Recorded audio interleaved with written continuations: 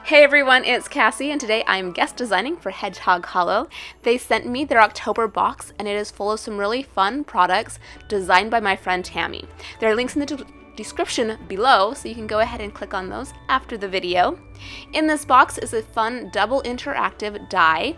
It's easy to put together. I will show you how in this video. There are also some really fun snowman stamps, some Santa stamps, and some holiday sentiments that are all really fun.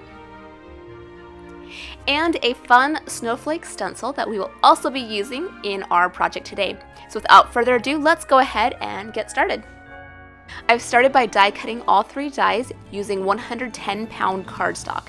You want to use a nice heavyweight cardstock for these elements. This funny wheel-shaped one is the spinning mechanism, and on the Santa stamp set there is a circle of arrows that we are going to go ahead and stamp onto that piece. I'm using some Ink on 3 blackout ink for that, and I will have links in the description below.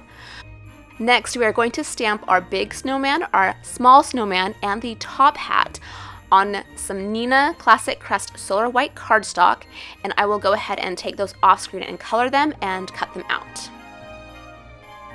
And thanks to the magic of editing, that part is done. So we'll set those aside.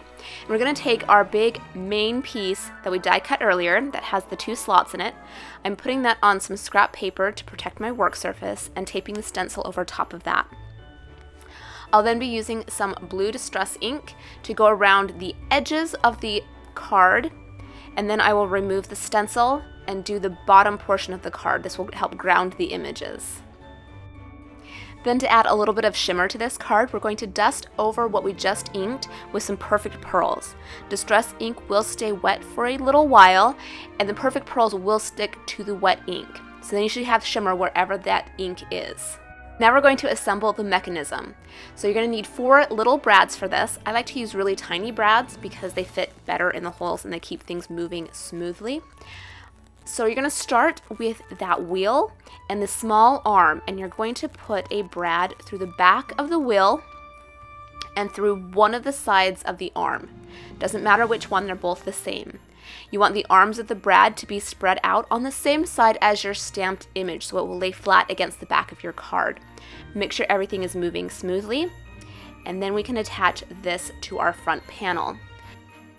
Line the hole in the center of the wheel up with that hole in the corner of your front panel and stick a brad through that and open the arms out on the back. You want to test and make sure that everything is moving smoothly before we move on to the next step. Next, turn it over and spread out the arms so that there is one arm for each slot. The rounded arm will go in your up and down slot, and the squared off arm will go in your curved slot. You're going to stick your brads through the front of the slot and through the holes in the arms. My brads are too small to stay in the tracks, so I die cut some small circles and put a hole in the center.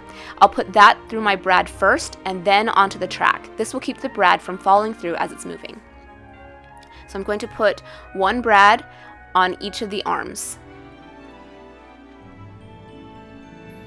Then go ahead and test it and make sure that the arms move up and down smoothly when you turn the wheel. Now it's time to add the snowman. Because my big snowman is fairly large and tall, I don't want him hanging too far off the bottom. So I'm going to move the slider discs so that they don't come all the way down, and that's okay. So I'm just playing with my placement. You want to double check everything to make sure everything goes together smoothly. I'm using some strong foam tape to attach the pieces. You want to make sure when you attach the pieces that you're not stopping any of the mechanisms from moving, so double check where you can and cannot put your foam tape.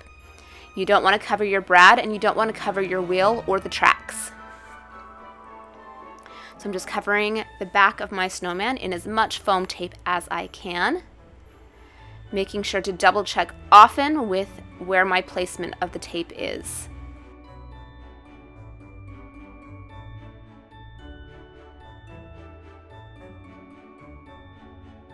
Then we'll repeat the same process for the little snowman on the other side.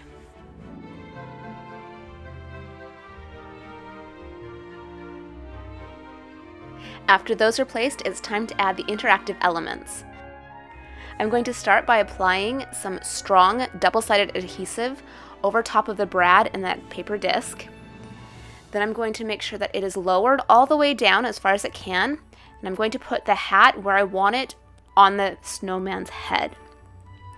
Then test to make sure it goes up and down correctly. Now my hat is not going up and down very well, and I left this in there so you could see how to problem solve.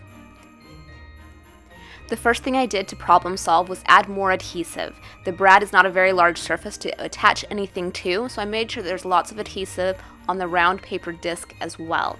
I'm also adding a little tiny piece of foam tape to the brad to lift the hat up over the snowman's head. Then I'm attaching that down and testing it out. This helped somewhat, but I was still having some problems.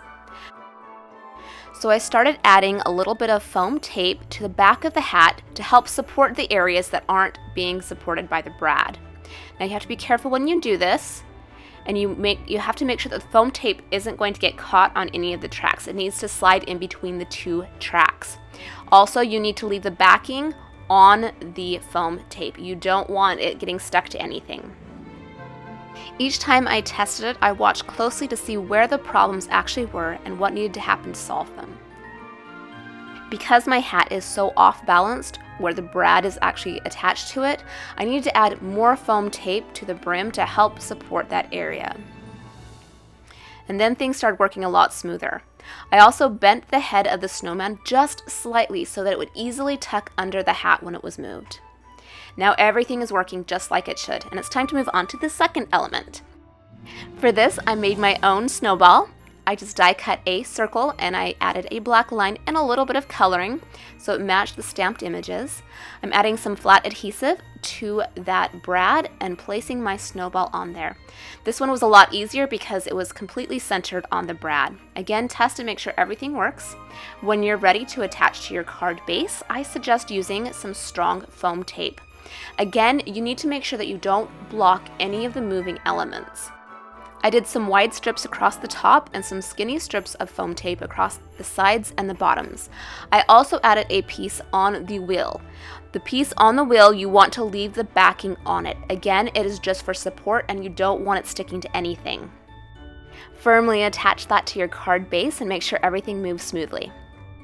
To finish this card off, I stamped a sentiment onto a vellum strip and attached that across the top of my card. Now when you turn the dial, the hat and the snowball both move at the same time. This die is a lot of fun and can be used with any stamps to make fun, interactive cards. This die is only available through the Hedgehog Hollow October box. There's a link in the description below. Also in the description below is a link to my blog where I have more information on this project. Also, all of the other places you can find me on social media. If you like this video, please be sure to give it a thumbs up. If you have any questions, be sure to leave me a comment. I do try to answer all of them. And before you go, make sure you subscribe to my channel so you don't miss any future videos. Have a wonderful day. I'll see you soon.